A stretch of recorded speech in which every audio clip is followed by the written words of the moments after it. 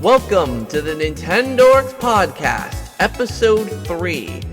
In today's episode, I'm going to be talking with the one and only Toontress about the Nintendo Switch 2, as it's only 2 days away. We're going to be talking about our initial reactions, our hype levels, stuff about the games, all of that in today's episode. So make sure to grab your popcorn, take a seat, and enjoy the show. Hello everybody, and welcome back to the Nintendorks Podcast. All the Nintendorks are here. Well, Triss and I, we our Nintendo fanness just kind of, it's through the roof. Anyways, yeah, Triss, my guest. How you doing, Triss? Doing really well. We're in that period of time right now where there's only one thing on everybody's mind.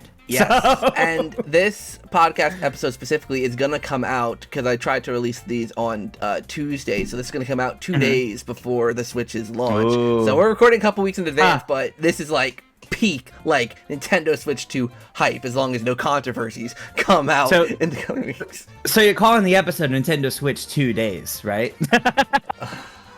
Did you get that from Andre? Did Andre give you the puns, the dad jokes, or Tom, one of them? I would say most of those puns actually came from Tom, but I've had to kind of keep thinking in that way every now and then to come up with some fun things. Well, I respect it. I absolutely respect it. So yeah. Today's chat is obviously going to be all about the Nintendo Switch 2. So I guess we'll just dive right on into it, because I feel like that's going to be a pretty in-depth conversation. Probably. The first thing we're going to talk about is we're going to go a few months back now, right? Back to they revealed the console itself. Did that little teaser in was it January? Yeah, it was the very end of January, or no, I think it might have been February. It's early February. Yeah, I think it was February. I think it was early to mid February. Because I remember it's hard to remember the specifics because we had that whole period ever since New Year's of this week for sure. Week for sure. Which makes me even thinking more it was February. I think so. Yeah, February. But then we got the proper reveal in April. Yep.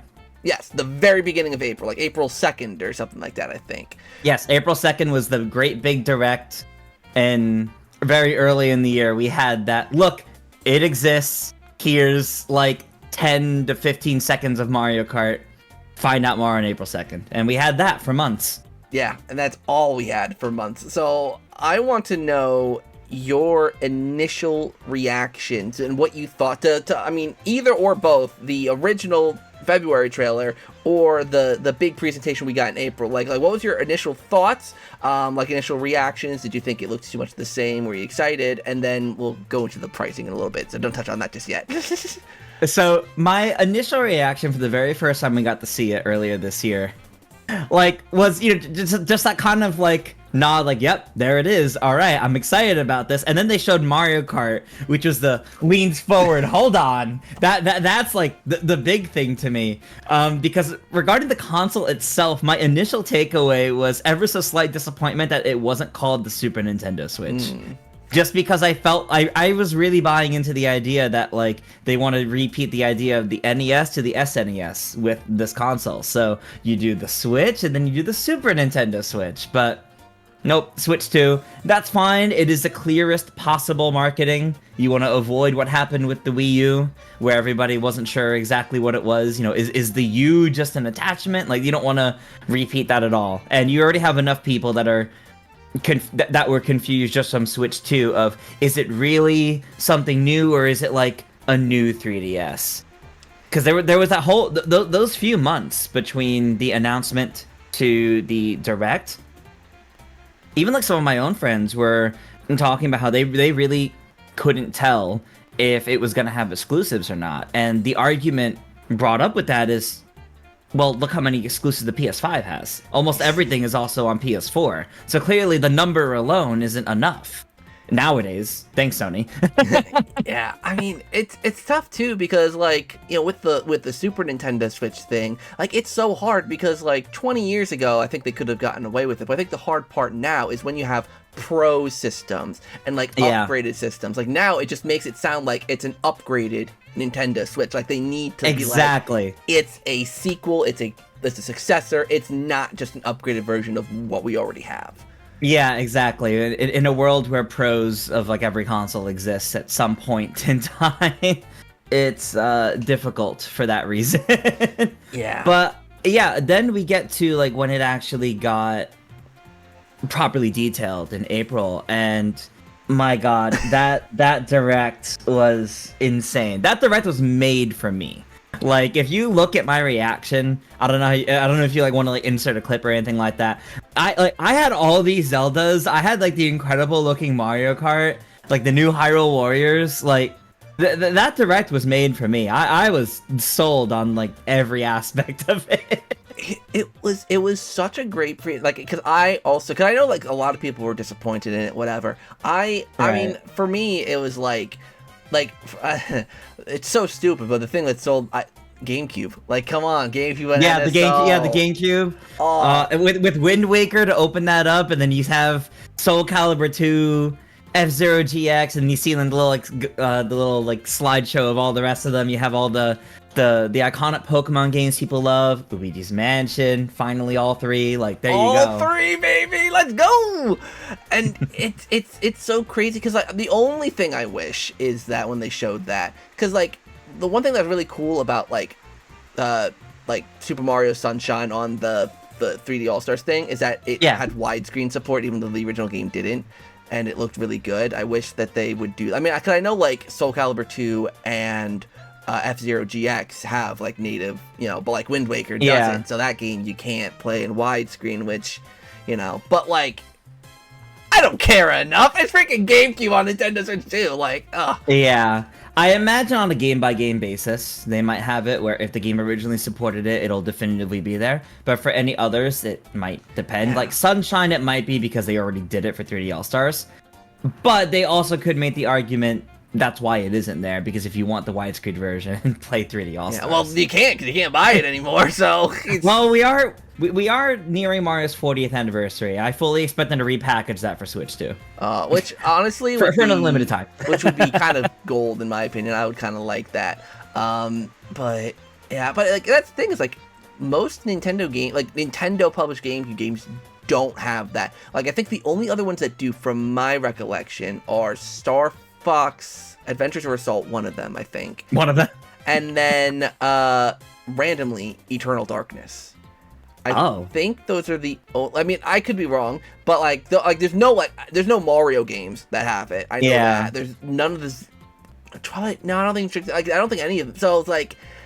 so it's like, you kind of hope that Nintendo do that, like with what they did with Sunshine. Yeah, it would be nice. It's really just a case of, if the games themselves aren't designed for it, they could kind of break things like the UI and all that, so they may not even want to bother doing so, but...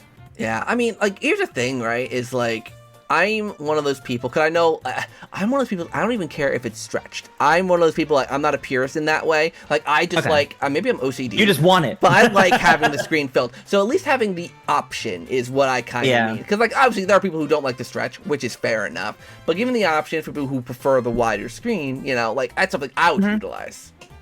And yeah, I get that. I definitely get that. Having the option would be nice. I guess it really depends on how they want to fully handle it, which... I mean, we definitely not long now to find that one out. Yeah, no, we'll see about that. So yeah, so lots of great stuff with, obviously, all the, with the direct and all of that. But there's always a but. The pricing, obviously, was a heavily talked about thing because they didn't show any pricing off in the presentation. You had to go onto the websites and look it up, and people, there was so much misinformation, there was so much confusion, there was and Nintendo a lot weren't being responsive at all. So I want to know what your thought process, like what you were thinking, like as soon as you saw like the $80 price tag on Mario Kart, like what was going through your mind? So so for all of that, so first off, the fact that the consoles didn't have the price tag in there, to me it actually read more like they tried to keep the presentation the same across all regions outside of subtitles. So they didn't want to have all these different versions of that graphic show up to have that many different versions of the Direct. So to me, that was okay. They're probably going to put that in the press release like immediately after.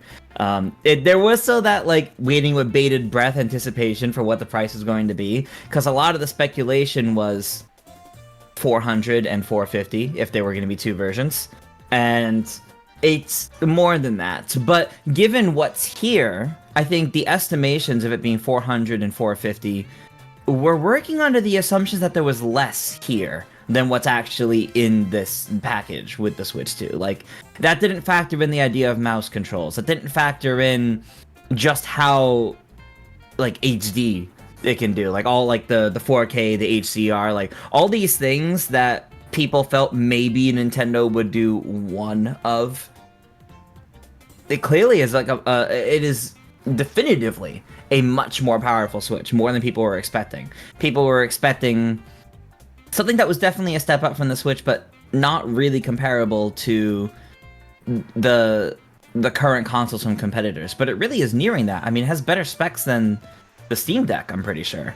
Yeah. So that, I think then it becomes worth the price of the console itself specifically. I'm not too bothered by that, because that's also still the most affordable option out of the big three. So that's not really much of a problem. I didn't really have a problem with the console price. The game prices, I mean, variable pricing is not new for Nintendo. It's just been a while since they last really did it. So I'm not too surprised that the variety of games we saw here are at a variety of different prices. You have $80 for Mario Kart, $70 seemingly being the standard for games like Donkey Kong, but then some other games that are clearly smaller that are notably less. I think, funny enough, the one thing that actually bothers me out of all the prices is that Welcome Tour is not a pack-in. I knew that was coming. Yeah, that's actually the only one that gets me, because on one hand, yeah, it's only $10, but that feels like paying $10 for a tech demo, or paying $10 for like the instruction manual. Yeah, that feels a bit strange, and I understand it is more than that. Like, if you actually look at all the gameplay they did of it and not just look at it at face value, like, there is something there. I understand why it's paid, because, you know, people worked on it, and, you know, they should get paid for the game. But I do feel like if Wii Sports was a pack-in, which Reggie had to fight for, maybe look back at that and figure, okay, well, this is the same kind of idea, if not even more so of a tech demo. Maybe this should be a pack-in. Yeah, it's one of those things where it's like Wii Sports, like, looking back, like, Wii Sports has like its value as, like, you know, because it's a pack-in game, but it's also like it because not only does it show off what the system can do, but it's like one of those, the whole family can get around, play around a bowling, or do some boxing, or some baseball, whatever. But this, from what I've seen, is literally just like there's little tiny little mini game kind of things, like there's a Mario Brothers thing, or like, you know, little tiny little experiences that at the end of the day just kind of make you go, okay, so it's like it's showing off what the system can do, but like that's about it. It doesn't offer that fun component that something like Wii Sports does. Yeah, this is the kind of game that I think should be packed in and should be preloaded onto it, so that when people like boot up their console for the first time, it's already on there and it's something they can immediately dive into and check out. Yeah. And just because I think that would make the most sense for what it is. But the fact that it isn't and it costs $10, that's actually the most controversial thing to me, just because that feels like the rigidness of, no, we don't believe in pack-ins, and Wii Sports was the exception. Thanks, Reggie. That really kind of solidifies that to me, which is unfortunate. To address the other elephant in the room of it, though, of Mario Kart being 80, that did surprise me. And I understand the concerns people have of like, oh, but that sets like a precedent. But if it wasn't going to be Mario Kart, I mean, GTA 6 is clearly going to be at least 80. I'm pretty sure we now know even more games are going to be 80. That is not Nintendo did it first, so everybody else is fine with it. Like, conversations about these other games being even pricier was already happening. But I think with Nintendo's, I mean, they clearly believe what they have at Mario Kart is like this special package. And realistically, the same would have happened if Tears of the Kingdom was saved for Switch 2, right? Like, Tears of the Kingdom was $70, on Switch 1. And everyone took that as, oh, well, because that's going to be the new MSRP going forward, because that's what MSRP is on the other consoles. Which makes sense, but clearly Nintendo was looking at it more of, with everything that's in this game, we believe it is worth more than MSRP. Same kind of idea, it's just a $10 difference between Switch 1 and Switch 2 in that case. But you see the Switch 2 editions also cost, I think they're like $20 for the upgrades that aren't free. But those are like Kirby's, for example, or Mario Parties. Those are like practically like whole DLC expansions. Yeah, like they're expansions. Yeah, so it's like almost like $10 for the upgrade, like with what you get with like Breath of the Wild, Tears of the Kingdom, but then the other $10 is for the new content they're throwing in as well. Right. And I think that's reasonable. I'm not too bothered by those. I do think if Mario Kart goes on to, within the first 6 months, charge $20 for a whole big set of DLC, yeah, that might start to feel like a little bit too much, and depending on what's there, that really starts weighing options of, is it worth getting right away or not? So I'm definitely hoping with the price of what Mario Kart is, one, upon actually playing it, it will feel worth the cost to most people. That's my hope. Me, someone who puts like 500 hours minimum into a Mario Kart game, I know that I'll get my money's worth out of that. But for people that maybe only play Mario Kart like once a week, twice a week kind of thing, here and there, maybe they only play it when streaming kind of thing, they may need more to get sold on that. But I do think it's also good that they have a bundle version that's 500. So you save $30 on the game. Yeah, I was gonna say that was smart. That's literally the best thing they could have possibly done, because yeah, $80 is a tough sell on the game alone. But right, it is a system seller, so you know that people are gonna go for that bundle, which is why I think most places have more of that bundle than the nothing bundle. Yeah, I think a lot of the GameStops I was seeing people talk about, they had double the amount.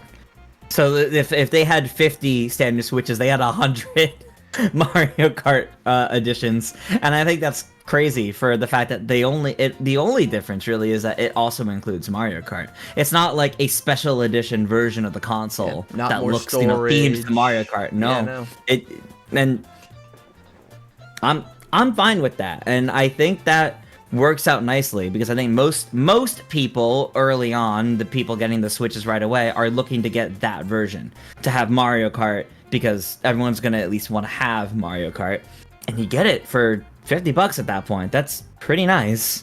Yeah, so I'm very much kind of on the same page with the pricing. I mean, the console's price to me not a bother at all, like valid. Yeah. But then the games, like, because like you're right, Nintendo have been doing this variable, and then even recently they have done, like, I know like any WarioWare game is $50 instead of $60, and I think Captain Toad was $40 instead of $60. Captain Toad, things like that. Everybody Want to Switch was like $40. I mean, everyone wants to Switch. So. Like, let's be real, but like like yeah. So it's something that Nintendo's always done, but they've never, until Tears of the Kingdom, gone above into the very pricing above. Right. So it's like Tears of the Kingdom was them testing the waters. So if anyone is to blame, it's the Zelda fans for Nintendo wanting to do it. Just kidding. So speaking of games, I think we'll just move right along into our next point, which is honestly, I know Nintendo's only launching with Mario Kart and Welcome Tour, whatever, but there's a lot of games that you can get in day one for the Switch 2, particularly from the third parties. Like, day one, there's freaking like you can get Cyberpunk, Street Fighter 6, there's a bunch of stuff. So what I want to know is what games are you going to be getting at launch, or at least, not even just at launch, but like what games that Nintendo has announced, or the third parties that have announced that's coming to Switch 2, what's on your horizon? Well, what are you gonna get? I mean, other than the obvious Mario Kart, which you had a whole episode on already, so I'm not gonna talk extensively about that. Now, obviously, that is the one I'm gonna put the most time into. But one of the things I'm actually most excited about is the Switch 2 editions of Breath of the Wild and Tears of the Kingdom. Thankfully, NSO expansion pack, you automatically get those upgrades for free, which is quite nice. But It wasn't until the Treehouse Live segment on those games that I was actually sold on those upgrades. Because initially I was like, oh cool, better versions of those games, that'll be nice. But then actually seeing in action just how much better they are, and how many new features there are with like the mobile app support, Zelda Notes. Now I definitely really want to dive into both those games again and check those out. So I know that's like basic. I mean, GameCube games are right there. I'm sure I'll boot up a file of Wind Waker right away, and like I'm sure, as you know, as money comes back in, because a lot of money went into all this, I'm sure that as money comes in, I'll start looking at the other games that are releasing on Switch too. That would be great to get. I mean, I've never played Elden Ring yet, for example, but like it coming to Switch 2 is tempting, considering it is a like new version of the game that has exclusive content that's I think going to be available as DLC for other versions, but it is tempting. I've not played many games like that, so I don't know how well I would do with that. But that was the one that was like the big expectation. Yeah, I'm sure Elden Ring is going to be the big third party that's here. Lo and behold, it was. In terms of like the early on, like day one third parties, that's definitely one that stands out to me, as I might pick that up. But even beyond like launch, I mean, Donkey Kong Bonanza also looks great. That game looks so good. Like it looks so charming. I mean, the Mario Odyssey team clearly has been cooking. Sorry, we don't know for sure it's them, but we know it's sure them. We know it. Look at the art style, the UI. It's them. Everything about it says it's them. Yeah. Admittedly, I've not been too big on the Donkey Kong games, but this is one that actually like has me a bit more interested. So I'm definitely looking forward to seeing what this game has to offer. And I think these give like a great glimpse into like where Nintendo's going with their games too. Like when you look at what games we know, I actually don't know that much past the summer. And there's something really like special about that. Like Nintendo could still have like a big direct like 3 weeks after the console launches, and then all of a sudden there you go. Now we know the rest of the games for the next year. Like there's a lot they could still do. Metroid Prime 4 is somewhere this year. Pokemon Legends Z-A is another one I'm actually very excited about.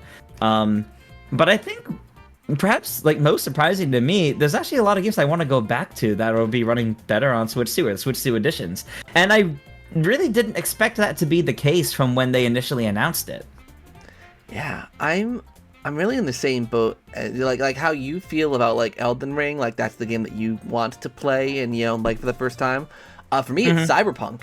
Like I've always wanted to play Cyberpunk 2077. I mean, I don't say always because a while ago it was kind of but like ever since it got good, I was always like, this game actually looks quite interesting. So, and I'm seeing lots of reports that it's actually really good on Switch 2 from what we're seeing. So yeah, I hear it runs better on Switch 2 than it does on the Steam Deck, which is crazy. Which is insane. So I'm like, you know what? That's actually probably going to be a day one purchase. I'm probably going to get that. Like, and I am thinking, I don't know if I told you this, but I am thinking with the Switch 2, I'm probably going to transition into getting games digitally because I've always been a physical person. So and I'm thinking about selling all of them because I want to downsize. So I'm like thinking about selling all my Switch games and then like getting some of them back digitally, like Mario Party and all that. But yeah, so anyways, so getting that probably digitally day one. And then beyond that, like with Switch 2 editions as well, I'm low-key excited for that Mario Party update, the Mario Party. Yeah. Because it's adding... They're not saying much about what it's added, but I remember they're gonna add like a tag team mode, like wasn't the older games I saw? Yeah, so like everything they've been showing are from like the new side modes, which like that's cool. Honestly, that's cool. More, Mario Party has always been the series where they kind of do a lot of tech demo stuff. Look at every side mode that's been in every Mario Party, and you can verify that. But then, despite that being what's getting all the focus, just kind of casually small, like one line in like the press release and like website details, is that they're adding tag team mode to the base like Mario Party mode, which is and huge. Frantic rules, which we don't even know what that means yet. Wait, I didn't know that one, really. Oh, yeah, they're adding tag team rules and frantic rules. No idea what that means. The only thing I could think of is the way Mario Party handles items. So maybe it like completely changes up like like what the shops are, and maybe it changes how bonus stars work. 'Cause that's like the only thing I could think of. Maybe stars are always what you duel with. Like, I don't know. Like, how do you turn Mario Party into frantic? Do you have the final spaces, 5 maybe? events? Oh, Spaces maybe. change? Yeah, change up the spaces on the boards. Maybe you have whatever happens for the final 5 maybe happens at the start of the round. So like spaces always give like 6 or 12 coins. Like there's a lot that they could do with that we don't even know. Those are the things that like core Mario Party fans like you and I are most excited about, and they're the things that they've said the least about. Yeah. So cool, the little talking flower from Mario Wonder has like this whole dedicated side mode. Yeah, well, yeah, talking flower, yeah, whatever. Tell us about frantic mode. Come on. Yeah, exactly. Tell us about frantic rules, or tell us more about tag team rules. There's definitely a lot of fun that's going to go into this, and I think those two alone are what's going to be basically the reason for you, me, and like most of the Mario Party Madness crew like getting that upgrade. Yeah, and I will openly admit I'm also low-key kind of interested in the camera stuff, because I am one of those people where it's like I'm just like, when Nintendo tries gimmicks, I'm usually 50-50 on them. Like motion controls, never cared for, whatever. But having an optional little camera that you can throw into Mario Party mode, I'm sorry, that's really cute. Like, I love that. like chance time, getting to see your friends' reactions. Like, that's cute. Yeah. That's probably something I'm not gonna like always play with it, but I'll mess around with it. Like, I want to try that. That's cute. Yeah, the level of integration they have with the camera for specifically Mario Party is actually really cool. I do like that. I think it makes a great showcase of what it can do. So getting that out like within that first month is definitely like great. Yeah. I don't see myself using it too much, only because like a lot of us like use like Discord or something when playing games with friends and all that. But for like when I play games with like family, like we have a Facebook Messenger up on our phones, standing somewhere nearby, talk to each other when we do all this. So having the camera and the game chat, I think is going to be revolutionary for that, because it'll save my phone battery the entire time. Yeah, but I think it'll make those games like more accessible with family. Like, when you play at family or friends long distance that you don't talk to in the same kind of gamer chats that many of us do. Yeah, and it's just one of those things where it's so Nintendo. Like, it's that kind of thing. It's like, that's the Nintendo we know and love. Like, people say, like, a lot of people said, like, oh, the Switch 2 is soulless because it... Come on, that's so Nintendo to do, and I love it. Yeah, the soulless accusations, I think, are coming from people that were either looking to be upset or were looking for Nintendo's next thing to be like the Nintendo Swatch, or like something that isn't a Switch 2. They wanted something like big and revolutionary, and that's not what we were going to get. Which just isn't crazy. Like, I get it. Like, yes, Nintendo there's a console that was a freaking cube with a controller with an A button the size of a freaking like Oreo cookie. Like, I get it, they used to be a little more wacky and fun, but all the consoles where they tried to be wacky and fun is ultimately the consoles that failed. The N64, the GameCube, the Wii U, right? So it's like they have a formula that works and they're sticking to it. And you know what? If that means we get more fun games out of it, because at the end of the day, yes, I love the game controller. I love how wacky it is. But at the end of the day, I want lots of good games. And if the Switch 2 offers good games, I don't care what the console looks like, what controller I'm using, as long as it feels good. And that's exactly like what I'm excited about too, like the games. Like everything we've seen game-wise looks great. The kind of exclusives, not even just the usual Nintendos, but even the third parties that are coming out are looking to be incredible. I mean, the fact that there's a new game from the Elden Ring creator that's going to be exclusive, and they originally went on Switch 1. That's crazy. That's exciting. Yeah, that says a lot though about like the excitement going into this from the developers' standpoints. And given that what they chose to show us early on, I mean, we're launching up Mario Kart, we have Donkey Kong Bonanza, we have updates to Mario Party and Kirby and Breath of the Wild and Tears of the Kingdom. We have like all these like big focuses, but then we also have like Metroid Prime 4 on the horizon, Pokemon Legends on the horizon, which you already knew about, sure. But then like beyond that, Kirby Air Ride coming back by Sakurai. Like clearly they're interested in making games people have been like asking for so long that are possibly even just like cult classic fame. Like maybe the coveted Luigi's Mansion 4 will be coming in like a year or two. Don't tempt me with a good time, Tris. Don't tempt me with a good time. I mean, it's about due, so... Oh. Yeah. But that's the thing. Like, there's definitely, like, a lot that can show up right now that when you look at the fact that the past, like, 2-3 years, some Nintendo has largely been, like, ports and remasters for the most part.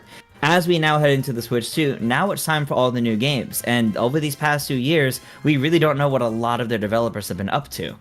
Yeah. And I think in these next couple of years, we're going to be seeing a lot of them. Which is crazy, because I remember a lot of people complaining about, like, the past couple years, and I've always said, like, just wait. Like, it's because they're working on the Switch 2, and granted, some people just don't understand how I don't understand how it works half the time. But, like, so, I get it, but it's like, come on, obviously they're slowing down main production because they're going to be releasing some, and Mario Kart World alone is... Exactly. That alone is big, and it's not like they weren't releasing good games that were still ports and remasters during that time. There was still a lot of good games coming out the past 2 years. I mean, listen, like, I think, like, games like Princess Peach Showtime were kind of slept on. Like, people, like, didn't talk about that enough, in my opinion. I thought it was a cute new game, nothing groundbreaking, but, so they did good. Nintendo, they did good. I'll give them a little head pat for that. So, I mean, I guess we kind of were talking about expectations and stuff already, as, like, my next point, but are there any other, like, expectations or things, and you can even go about, like, if you want to mention, like, the next Smash Brothers game, or the next Mario Party, or whatever, like what do you want to see from Nintendo this generation? And again, like I said in the thing, it could be software related as well, like, or consoles, like, stuff, like UI, themes, etc. Oh, I mean, I would love for Nintendo to actually use themes this time instead of just light mode, dark mode, but labeling it themes, obviously. I think one big thing is early in the current Switch, or early in the Switch 1, I want to say the first, like, 3 years, there were definitely a lot of periods of, like, droughts where there weren't many releases in the way of first and third parties for several months. Once you hit, like, late 2019, like, through 2020, it definitely started getting better. And even 2020 had its problems because of the pandemic, but they still shifted things around and still gave us quite a few releases. I definitely hope that between major third parties and major first parties, like, core Nintendo releases or, like, big third-party publishing partners, I hope we see the first few years of this console feel even bigger than the Switch ones, and have less drought periods. Because right now, just between what we know alone, like, if they chose to release each of those once a month, that basically already covers, like, the rest of the year. And then some. And even if it was just one each month, those are all big enough releases, Like the next big Metroid, a huge Pokemon game, big Donkey Kong game, some of these Switch 2 editions even, like, some of them honestly could stand on their own, I feel like. Especially if we end up getting other ones later on down the line. Like, and that's the thing. I want to see them take advantage of this, but I don't want to see them push it too far, the Switch 2 edition thing. I kind of hope that Switch 2 editions and, like, updates to make older games run better are things that once we're, like, 3 years in, we don't see them anymore. Yeah. Because I feel like that'd be focusing a little too much on Switch 1's library and going back to it a little too much. That would feel like it's taking away from new things for the new Switch library, Well, like the new Switch 2 library. It seems like, I mean, from what we're seeing, like, for example, like, in July, we have both Donkey Kong and Mario Party. So it seems at least like, because, like, I mean, well, granted, like, Mario Party, they have a whole expansion, whatever. But, like, it seems like for the most part, I have a feeling, because, like, usually they don't really do that 2 releases in a month thing that much. So I feel like I really hope that's not an issue. I hope, because, like, to be fair, there are a lot of games that are just getting updates, they're free. Right. So I'm hoping and assuming that most Nintendo games are gonna get that treatment, and then games that, like, they want to give a little more love to, will get the paid, the big. But like for example, like, because obviously, like, games getting Switch 2 editions are games that are getting some sort of like DLC expansion, right? So like Kirby's is like a whole new story, Mario Party's is even more modes, things like that. And then, yeah, as you mentioned, like a bunch of games are getting like an update to run better on Switch 2. I just want them to be done with those by the time we're done with like the second year of the console. Like by the end of like 2026, I want those done so we can look ahead to more, because at that point, anything older that they're looking back on, I want it to just be like the NSO releases. Yeah. GameCube, N64, GBA, whatever. Only because I think... I mean, I originally had the prediction way back when that they would be drip-feeding the idea of Switch 2 editions. It would be drip-feeding those, like, 3 every Nintendo Direct and an NSO-style thing. And, yeah, no, exactly. I was so worried about that. The problem is, the way they set it up here, I do think we're going to see that for a little while. I do think every Nintendo Direct, they're going to be like, hey, look, here's a little reel. Even more games are going to get updates to run better on the Switch 2. And then here's, like, 3 games getting a Switch 2 edition within the next 6 months. Oh. And I see them doing that every Direct for the next little while, because you look at some games like, you mentioned like Peach Showtime, that game struggles sometimes, especially with its load times. That game needs an update to run better on Switch 2, and it notably doesn't have one. Paper Mario Thousand Year Door could be one that benefits from an update or a Switch 2 edition to get the 60 FPS version. That was like the one thing that like everybody that loved the original was upset about, that the remake was in 30 FPS. To do that. Games like Mario Wonder could get a Switch 2 edition to add like a whole new world and a whole bunch of new levels and maybe even characters. Like, there's definitely games that could get either one, which tells me they're probably still going to be doing that for a while. I'm just hoping they don't go too far and take too long with all of this, because I feel like it drains the excitement for the new thing if you're just constantly revisiting old things too much, if that makes sense. Yeah, like, and that's the thing, right? You know, talk quickly about the drip feeding thing, because that is actually one of the things I wanted to mention in this regard as well, because right. Here's the thing, drip feeding as a concept isn't horrible, but the thing I hate about Nintendo's way of doing it, there's no consistency. Like, for example, when N64 dropped for NSO, they had a new game every month, and they were pretty consistent with that for about a year and some change.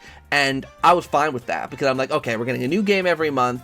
I'm fine with this. Even though it's still slow, I'm fine with one game each month. Now it's like Game Boy Advance game here, N64 game here, a couple NES games here, a few SNES. It's like, give us some consistency. Give me, okay, you know, at the end of the month, I know they're going to do an NES game and a Game Boy Advance game. At the beginning of the month, they'll do maybe an N64 game or maybe some Super Nintendo game. Like, you know, just something to give some level of, like, so that we know what to expect, in a way. Exactly. Like, there's a level of consistency right now, but it's not enough. Like, we know every month or so there is an update to something that's free NSO, like the base NSO, like NES or SNES or Game Boy. And then there's something for the expansion pack, whether it's N64 or GBA or something. So like that's slow now though, because we don't know which one it'll be or when exactly it'll be. Sometimes they're both like a week apart from each other. So it's hard to say. And sometimes it's like 6 months between like GBA updates, for example. Yeah, and that was fairly recent. That shouldn't be the case. It's still a lot for them to get to. Yeah, there's still, like, on the Game Boy Advance, there's still Mario Golf, Mario Tennis, 2 of my favorite Game Boy Advance games. They're nowhere to be seen, and they're freaking Mario! Yep. You know, and I know this isn't a big one, but Mario Party Advance isn't on there. Like, there's a lot of titles that, and those are the Mario ones, because I'm the Mario fanboy here. Like, those are just, like, some simple ones. And then, like, N64, there's still quite a few. And now you're adding GameCube on top of it. It's like, what, are we gonna see GameCube games every 3 months? Like, you know, it's like we're starting off with only 3 games. It's like, I don't know, they need to create a system to where it's like every month there's one game for each system or something, or just, I don't know. I do think for GameCube, it will be once a month for about the first year or so, or at the very least to the end of this year. I hope so. Like Luigi's Mansion, October, I feel that's kind of a lock. I hope so. I don't want to look back on this and be like, curse you, Triss. I mean, we know that one's happening. We know we know it's happening. It's just a matter of when. But I feel like that's one they'll wait till October to release. But then, we know Mario Strikers is an early one because that's been in demos. So maybe Mario Strikers is happening in July. Yeah. Because I doubt they're gonna have. I doubt they're gonna have it release in June and then also have an update also in June. I do think it'll be once a month for a little bit. They might interspread with updates for non-GameCube ones, but I definitely think the drip feed is something that they need to work on, and we need to keep an eye on how they're doing the GameCube early on because it's a brand new release early on. It might feel like they changed it for the better, but we have to see how it is in the long term to be able to really tell that. Yeah. It's so weird because I am so excited, but there is that little bit of worry, like that little part of your heart that knows this is Nintendo. They don't do everything perfectly. Yeah, I get that. And I want to stress too, whether it's the NSO drip feed or the thing I was talking about with Switch 2 edition to Switch 2 updates, these aren't bad things. These things existing aren't bad. Getting these NSO updates is fantastic. And the fact that they're going back and updating any Switch games for Switch 2, let alone giving them expansions, is great. I just think that there's ways that can handle it well and there's ways that can handle it poorly. I'm just hoping they don't handle it poorly is basically it. I think if we're 5 years into the Switch 2 and they're still updating Switch 1 games for it, that took too long. In that case, that took too long. Nobody's gonna care by that point. So it's why I think it needs to be by a certain point. Yeah, they're done with those. And but I do think there will be more than we know about. I do think more games are getting that Switch 2 edition for more expansions. Like Mario Wonder, like I mentioned, I definitely see that happening. And I definitely think they're going to go back and update more games just to run better. I imagine some of it is just a matter of either handing that update off to the right developers or getting the right people from the original dev team back together long enough to do that update kind of thing. Makes it take a bit, especially when everyone's, some of these games are games that are, ARMS, for example. You think everyone that worked on ARMS hasn't moved on to something else at this point? Yeah. I mean, for me, the one game because I'm trying to think of what Switch 2 editions do I think could be soon, and the one that kind of springs to my mind is I'm kind of thinking they'll probably do a Switch 2 version of Smash Brothers. I could see that. Mostly because of the fact that because of Kirby Air Ride, I don't see a new Smash Brothers being early Switch 2. I kind of see that being maybe a little later down the road. So having a Switch 2 version of Smash Brothers Ultimate, maybe all the DLCs included or whatever. I don't know if they add new characters. I don't want to get into that discussion because I hate talking about Smash Brothers. I don't know about you, but Smash Brothers is exhausting to talk about. But I love talking about Smash. But I hate it. It's so exhausting. That I get. That I definitely get. If it helps, I think the most reasonable thing they could do for Smash and the fact that Sakurai is working on Kirby, I imagine because Kirby Air Riders is slated for this year, for 2025. So I imagine now Kirby Air Riders released this year, it might even already be done. Sakurai's been working on a game for over 2 years now. So that might be it. Maybe a new Smash game is happening at some point and it's already in production now, or as soon as Kirby releases, Sakurai, immediately moves over to that one. Maybe that's how that works, but that still means it is at least 2 years away. I could see a Switch 2 edition of Smash get released by end of this fiscal year. Something that gets announced for later on, maybe you release it by end of March. And it's the same game as Ultimate. Maybe it includes at least one of the fighters passes for free this time, or it has the whole thing. And rather than any new characters, maybe it adds a couple new stages specifically, and a new mode, some new single player mode. Not anything super huge. You're not getting Subspace Emissary, but maybe something like Melee's Adventure Mode, for example. Just something that's fun for players that casually play Smash, not the competitive scene that play it every single week at the same place, but people that kind of put down Smash a few years ago, haven't gone back to it. Just a reason for them to pick it up, play through a new mode with every character kind of thing for a little bit. I can see something like that. it'll make people upset that, oh, they did all this, they didn't bother adding new characters, but because that kind of thing would be saved for the next game some years down the line. Yeah, and like I think it would be a good opportunity for them to tweak with how like the online infrastructure works, almost like they kind of did with Super Mario Party, where they tested the waters before they released Superstars, like where they're like, okay, let's implement this new way of playing online for, you know, players that, because of the old way people didn't like. So let's try this, see if it works. If it works, we'll integrate it into the next game. Something like that, I think would be good as well. But yeah, like I mean, listen. People are going to be crying for new characters. The game has like 80-something freaking characters. Alright, it's got a lot of characters. I get it. It doesn't have Master Chief. It doesn't have Phoenix and Wright. It doesn't have Geno, okay? You'll live. You'll live. There's freaking Banjo-Kazooie. There's Sora. You forget freaking Sora got added. There's Steve. There's Sephiroth. Like, there's so many characters. People have been wanting for so long. Deal with it.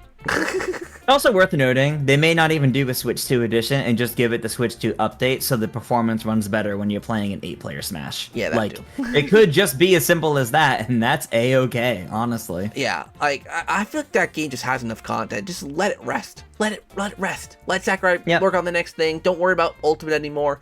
It's Ultimate. It has a lot. Let it rest.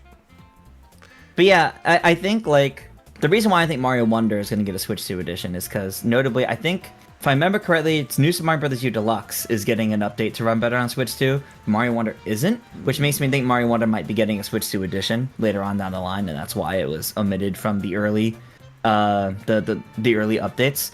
But you gotta see. I mean, I imagine there's some games in general that just wouldn't work, and instead they want to do whole sequels for, you know? Some games that they're looking at it and they go, yeah, I mean, it might be nice revisiting that. Like we're not getting an update to Mario Kart 8 Deluxe, for example, because obviously we're getting Mario Kart World. So there's definitely games like that. I imagine some of the Mario Sports games they may not even touch because we're due for new ones now that we're on a new console.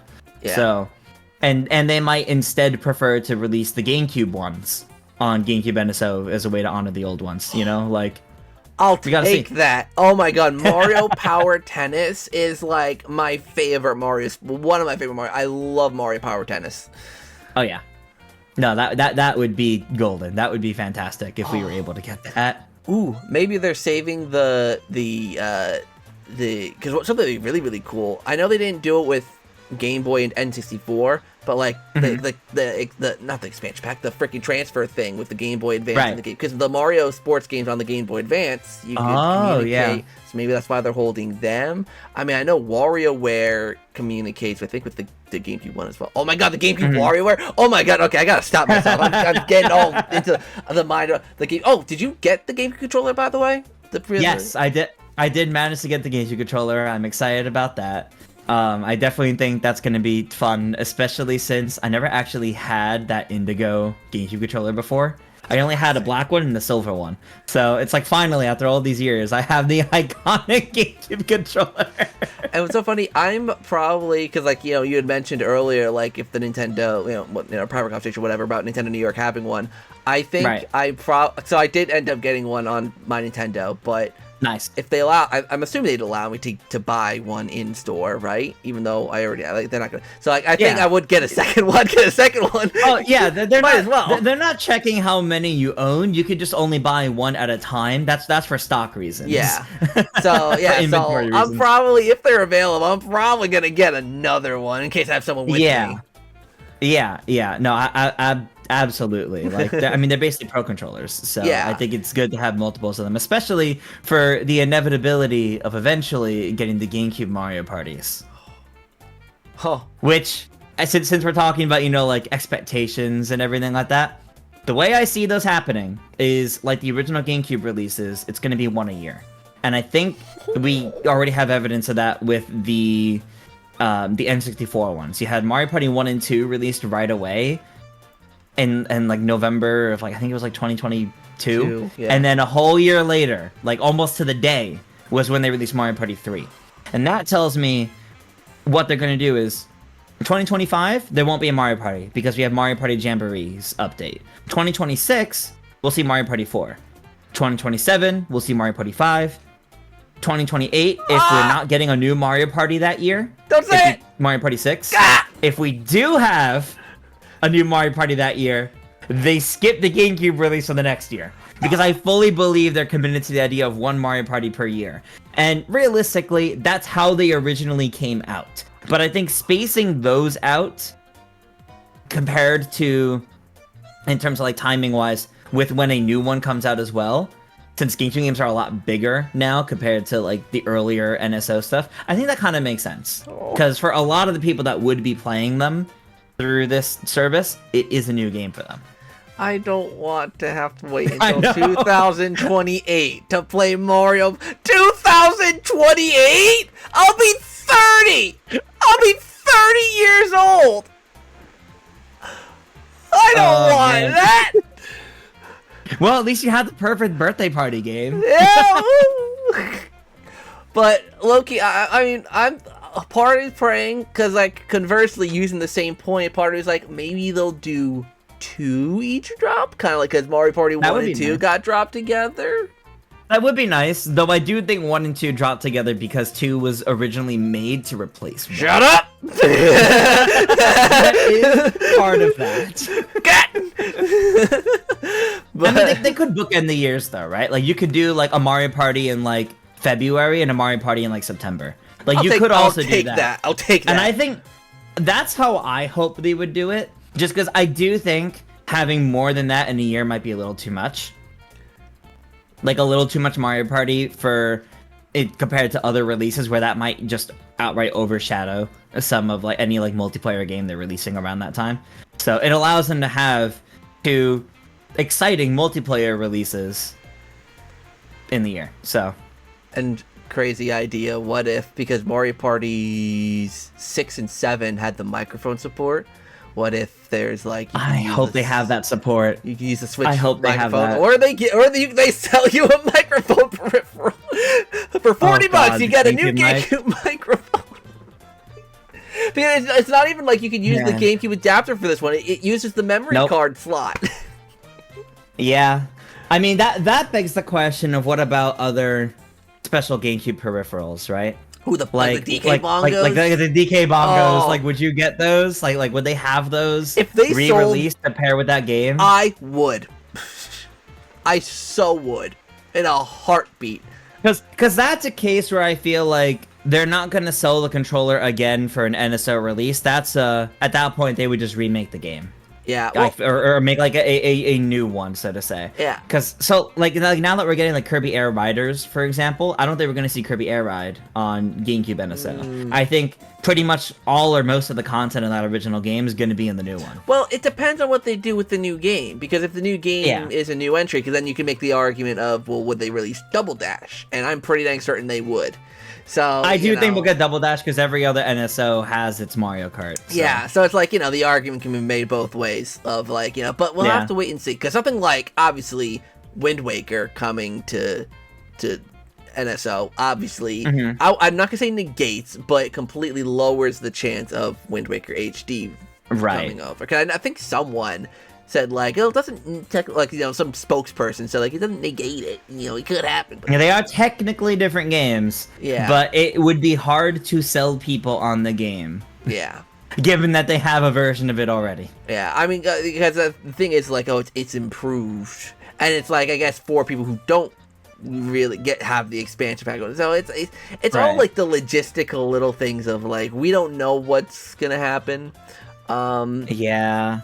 But I guess that I guess we could just like kind of transition to this last point here because like the Switch 1 generation, like the past 8 years, eight years, Jesus, 8 years, it's been a wild ride for being a Nintendo fan, coming off of the Wii U and into this generation. It's the cosmic shift has been insane, and I want to know, like, from your point of view, from coming off of the high of last generation, how excited are you for this generation? And like what's like? Do you feel like the last generation can't be topped? Like how do you feel? It's kind of crazy because like, it if this was even like 3 years ago, like I don't know how I would have ranked the Switch generation. Like I loved it, but was it like, my top favorite one? But like now that it's like it's ending and you look at everything that's on it, yeah, I think I could say this has been my favorite gaming generation, which is really weird to say because for the longest time that was like the GameCube to Wii era because of all my favorites that are on those. But like at this point, most of my favorite games are playable on the Switch, so I kind of feel like that says something in this case. But the fact that what the Switch became really ended up being something super special, and it is hard to follow that up. But I think I'm really excited for this new generation because we are coming out of a generation where Nintendo was successful instead of coming off of a generation where Nintendo was desperate for a success, which is very, very, very big difference. Because I definitely think that what we could see from Nintendo in even just the first couple years of this generation might like really outshine some early Switch 1 things. Do I think this generation in general will be like leagues better? Not necessarily. I don't think we're going to see, the Switch 2 overtake the Switch 1 at any point in terms of like sales or, even like in terms of like the average person's like, which do you prefer overall between these two? I think most people are still going to say the Switch 1, but I'm so excited for what Nintendo's going to bring into the Switch 2, and I really hope that what they have for me can one up, because realistically everything from Switch 1 is here on Switch 2. It's part of its legacy, but it's part of it, and many of them are getting improvements. So I'm really hoping that even like a few years in, we'll be able to look at the Switch 2 and just be like, yeah, this thing's incredible because of everything on Switch 1, yes, but also because of everything that it has since release. That's my hope. Switch 1 was so good and exciting. Definitely my favorite gaming generation because of all the memories I have with it. But all the memories I get to make now with the Switch 2 that begins with Mario Kart has me excited for what's going forward because I think it can make a really good competition for me. Yeah, I mean, you just took the words right out of my mouth. That was actually really beautifully said. Shit, I don't know if I can follow that up.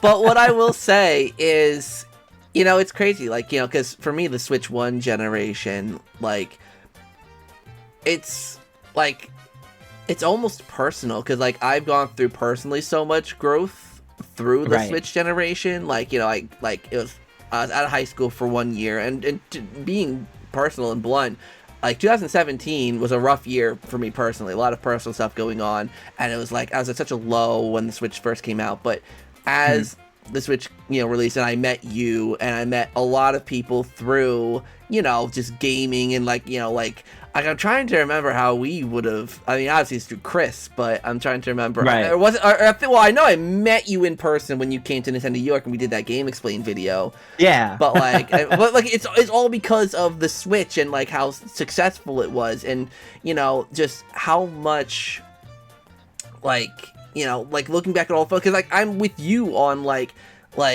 besides Luigi's Mansion, where the third game still wasn't my favorite, like Mario Party got such a resurgence on the Switch.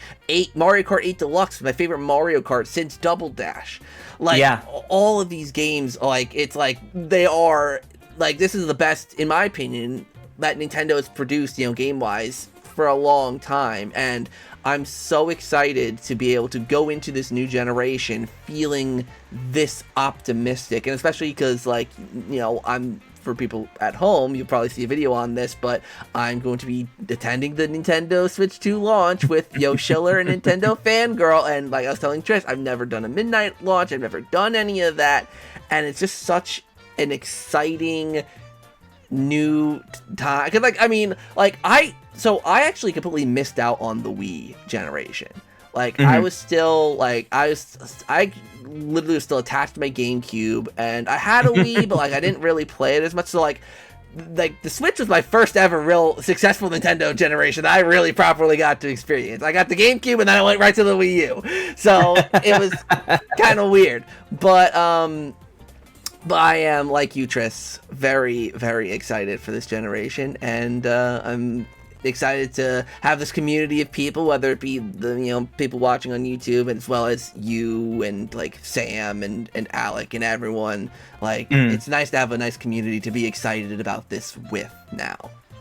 Yeah, 100%. It's, all these connections that we made, and like any like groups that we built, like communities that we built up through the Switch era, we now ride into a new era alongside them, which is very different for all of us, and it's really special.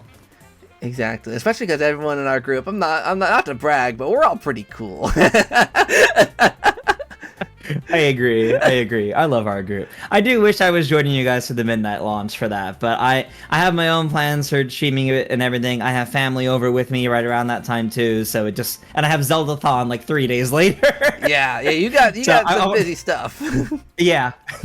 So trying to minimize just how busy I make that time. Yeah. Well, we'll probably plan like a little event, like with me, you, like and Jess, maybe get Sam and Jiggy, whoever. Like we'll do our own little thing maybe in the summer when it's nice, and we'll all bring our Switch 2s and we'll have a grand old time. Yeah, exactly.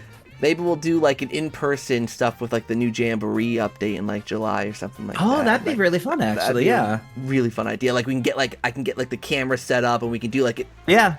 It can detect up to 4 people in the same room. Yeah, there you go. Exactly. There you go. See, yeah, I got my moments. So yeah, I think that's where I'm gonna call it. I think that's like the best way to end this kind of thing. So optimistic. Very optimistic. So I want to thank everyone so much for watching. Tris, plug yourself real quick. Yeah.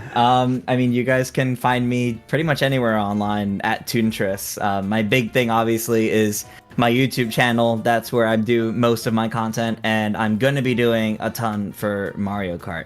I'll be streaming it on my YouTube channel for quite a while. Of course, I may also end up moving it to my Twitch channel after some time, so I don't clutter my YouTube channel entirely with streams, but YouTube, Twitch, Blue Sky, look me up at ToonTris, and you'll find me. Yeah, I'm going to leave all the descriptions down below. And I also want to, obviously this is a little late now, but I also want to congratulate you on 4,000 subscribers. I know you hit that like not too long ago, so congratulations. Thank you.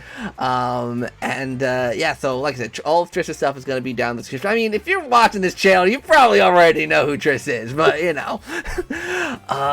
so yeah. Thank you everyone so much for watching this episode or listening, because it's on Spotify and Apple Music. Or Apple Podcast, sorry. So thank you for however you enjoyed this conversation about the Nintendo Switch 2. And until next time, you guys, I'll see you all later.